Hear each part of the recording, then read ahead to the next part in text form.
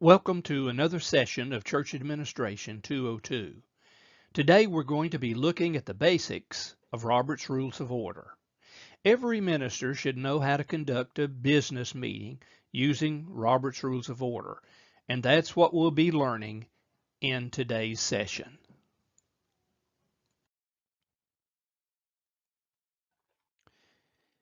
There are several things that you should expect to learn in this presentation. One is the background of Robert's Rules, the history. And then, why should we use Robert's Rules of Order in the first place? Then, what's the purpose of Robert's Rules? And then we will look at 10 basic rules that will help guide you as you are involved as a presiding officer of a business meeting. Then, how to run a meeting efficiently. How to keep the minutes. Every secretary needs to know how to keep the minutes and what's necessary to be kept in the minutes of any business meeting. Then we will examine motions and voting, as well as how to protect the rights of those who have a dissenting voice. And then we will discuss motions, how to make them. And then we will have some questions and answers concerning Robert's Rules of Order to finish off this discussion today. These questions and answers will be very helpful for you as you write your paper on Robert's Rules of Order and submit it later in the quarter. Robert's Rules of Order is the default legal process for most groups, including churches. It was first published in 1876 as a synthesis of the existing practices derived from British parliamentary law and continuously revised since then. Robert specifies the creation and maintenance of what are technically known as deliberative assemblies. It is through the action of deliberative assemblies that most of our public business is legally conducted. Roberts has been used since 1876. Why do we use Roberts in the first place? Well, it's obvious that deliberative assemblies must operate in a manner that is formal, fair, and democratic. It's generally agreed that Roberts provides such a process. The process described by Robert is basically what anyone would use to conduct a meeting that is fair and operates where the majority rule. Then a second reason why we should use Roberts: a group approach to an orderly process requires a structure. Roberts' documentation is very widely available, and it can continue to function even when resolving questions where there are deeply opposing points of view. The purpose of Robert's Rules of Order is to provide a way to make decisions based upon common sense and logic. The rules do the following three things.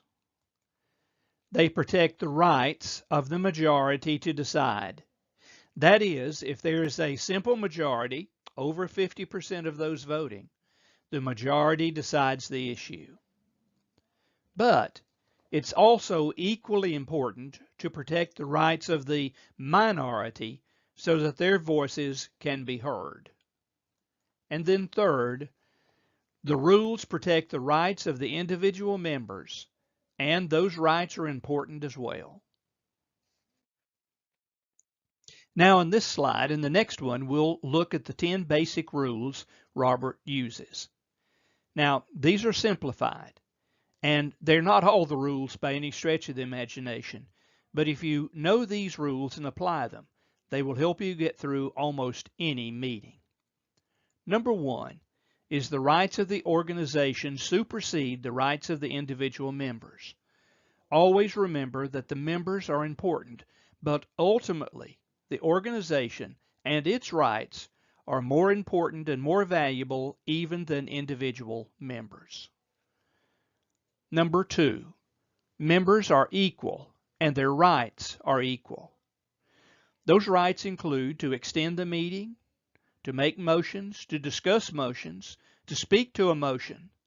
They have a right to nominate, to vote, and to hold office, among other rights. Then number 3, a quorum must be present to conduct business. For general business meetings, the quorum can be defined in whatever way the organization wants to define the word quorum. It could be 10% of the members, and that's a good rule of thumb. Others simply state in their constitution and bylaws that those present constitute a quorum. You need to be sure that you understand what a quorum is in your church business meeting, and typically you'll find this in the church constitution and bylaws. Then, number 4, the majority rules. All questions that are legally expressed in a meeting should be decided by a simple majority of the votes cast, unless stipulated otherwise in the Constitution. And then number 5, silence means consent. Those members who do not vote are simply, by their silence, saying, I agree to go along with the decision of the majority.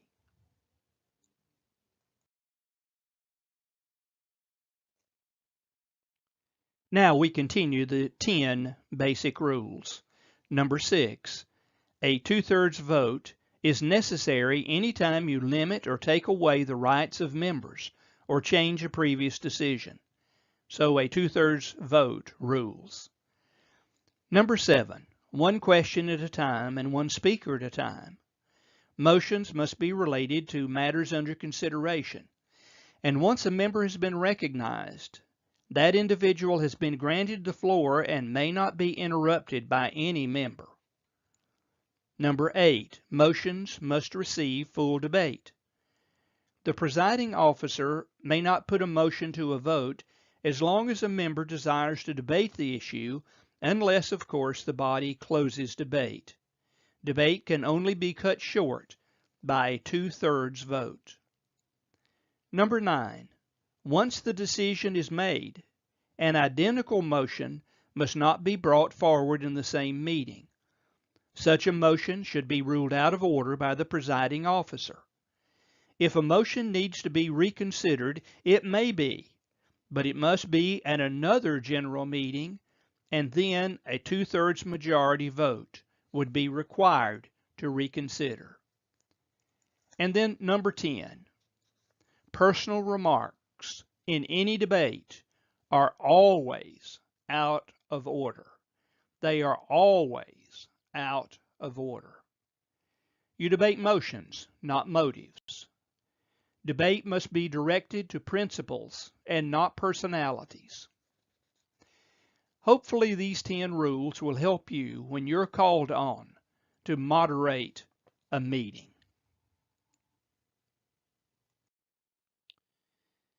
The next 2 slides will have as a topic how to run a meeting effectively.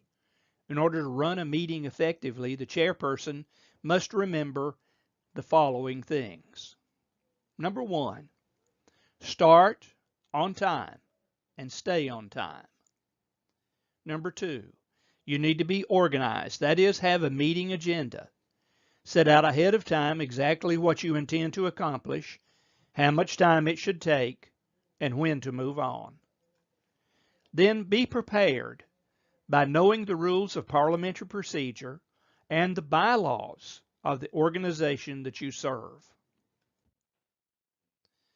This slide continues our discussion from the former slide, that is, how to run a meeting. The chair needs to be able to control the floor. That is, the chairperson is responsible to be sure that only one person is speaking at a time on one subject at a time. Then the chair is to be impartial. The chair should be composed. That means that the chair is to have his feelings and expressions under control. In other words, he needs to be calm. Be precise. Be able to restate a motion before the vote is taken. He is also focused. He stays on track with the discussion going on in the meeting. And then he's temperate. He should be under control. Call someone out of order only sparingly. If you practice these simple tips, it will help you run an effective meeting. On this slide and the one to follow, we'll talk about keeping minutes of the meetings. Minutes are the written record of the proceedings, and typically the secretary of the organization will be the person who takes minutes. Minutes are the written records of the meeting. They are really more than that. Minutes are the permanent and legal record of the meeting. They should be written as concisely as possible. And then the secretary's view should never be that of being in conflict with those members who are speaking, or expressing an opinion, or voting. What should the secretary be sure to include in the minutes? Well, she should record the time of the meeting. There needs to be a report that a quorum is present. There should be a brief description of any discussion, not word for word. Do not put the name of a person who said such and such in the minutes. Simply include a brief description of the discussion. Then you will want to have a record of all motions. Here you would need to include the name of the person who made the motion. You would want to include the person who seconded the motion, put their name in the minutes, and then the result of the vote. Record that the motion either passed or failed, nothing more. Don't put that a motion passed 13 to 12. You should never put the vote as it is taken in terms of the numbers in your minutes, just whether it passed or failed. And last, the secretary puts the time of adjournment, who the presiding officer was, and the name of the secretary who took the minutes. What about the approval of minutes? At each meeting, minutes need to be reviewed from the prior meeting. This can either be done by reading the minutes or preferably by having them printed so that each member will have a copy and can simply read over it. Thus, if you have printed minutes, you're able to stay on your timetable. Allow for corrections, additions, or deletions. When I'm presiding in a business meeting, I simply say, after the minutes have been read, are there any corrections, additions, or deletions? If there are none, they will stand approved as read or as printed. The minutes are basically a reminder to the members of the previous decisions and discussion that the organization had at its prior meeting. Now, what about making motions and conducting a vote? A good rule of thumb is keep it simple. Any voting member may make a motion. Another thing you need to keep in mind is a voting member must also second the motion before it can ever be discussed. Discussion can then take place after the motion has been made and a second. Following the discussion, the chairperson calls for a vote. You could simply say, those in favor say aye, or those opposed say no. The results should then be announced, for it is only after the results are announced that the vote is official. This slide is very straightforward. When decision and discussion are open to the members of the organization, Simply remember that the basic premise is to help and not hinder the decision process. And you certainly don't want to hinder the decision making. I encourage you to be a good parliamentarian by knowing Robert's rules and being fair to every member. If you would like to have more information on conducting a business meeting, the following web addresses will serve as a resource. If you do not moderate a business meeting, then these would be excellent resources for the person in your church who does preside over the meetings.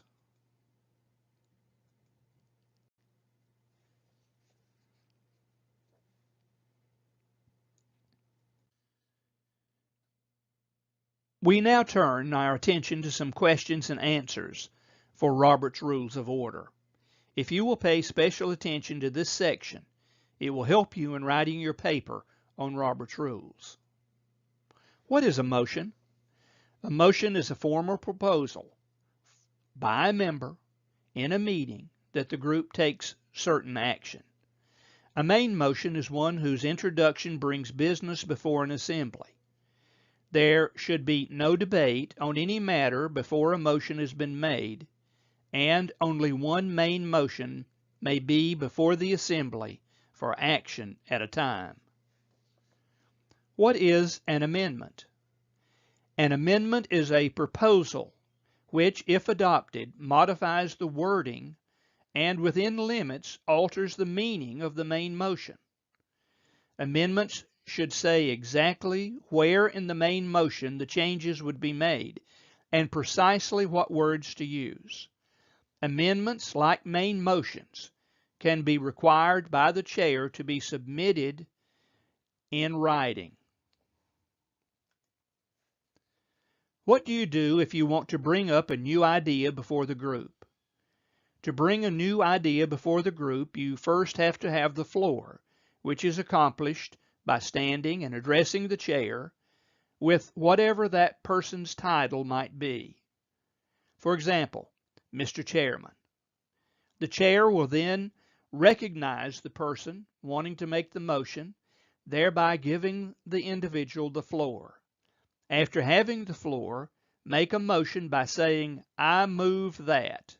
Use those words, "I move that," and then clearly describe the proposal.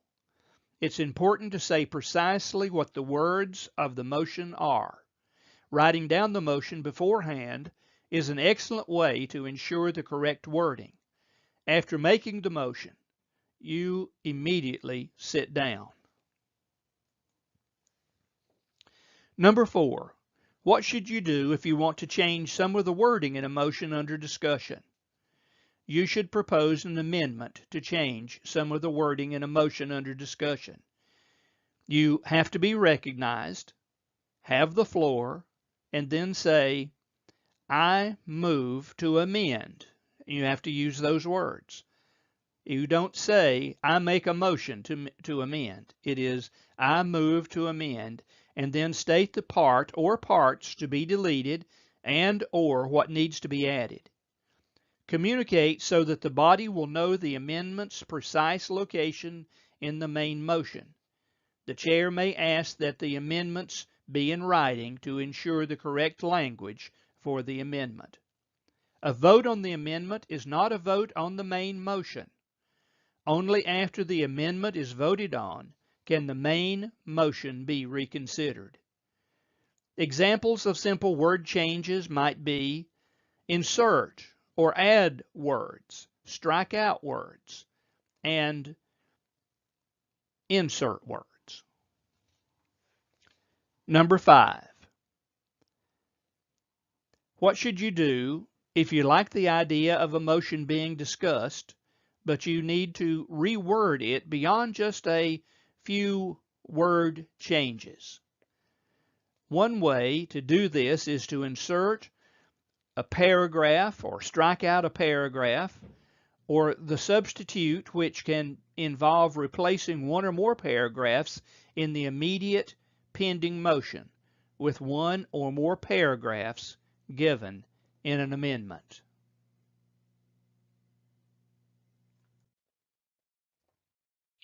On this slide, we will look at some additional questions. Number 6. What should you do if you want more study and or investigation given to the idea being discussed? Well, a motion can be made to postpone to a certain time, to allot time for more study and investigation. Or another motion could be made to refer the issue to a committee for further evaluation. What should you do if you are tired of the current discussion and want to move forward with the meeting? To close the debate immediately, one can call for the motion for the previous question. This requires a 2/3 vote and is undebatable. The proper wording to close debate on a pending motion is to say, I move the previous question. Number 8. What should you do if you want more time personally to study the proposal before a decision is made? A motion to postpone can be made to give more time for you to study or investigate the idea. A time frame should be stated in the motion to postpone and should be stated with these words: I move to postpone the motion until, and then you say a designated time. The motion requires a second. And then what should you do if you want to postpone a motion until sometime later? A motion can be made to postpone a motion until some later time by either making a motion to postpone to a certain time or to lay on the table. The motion to lay on the table allows the assembly to delay voting on the main motion. It is temporarily set aside with no time frame for reconsidering the motion. Laying on the table has a provision that the proposal can be taken up again whenever a majority decide they would like to do so. And then last, number 10. What should you do if you want to end the meeting? A member can propose to close the meeting by simply saying, I move to adjourn. This motion can be made and the assembly can adjourn even while business is pending, provided that the time for the next meeting is established by the rule of the organization or has been set by the assembly. The motion is one of the first rank. Therefore, it precedes any other motion on the floor and is not debatable. A simple majority will rule. Well, I know that this was a lot of information to throw at you at once. I hope answering these questions will help you in writing your paper and give you a head start in putting your information together for the paper you'll submit during this course. God bless you and have a wonderful and great week.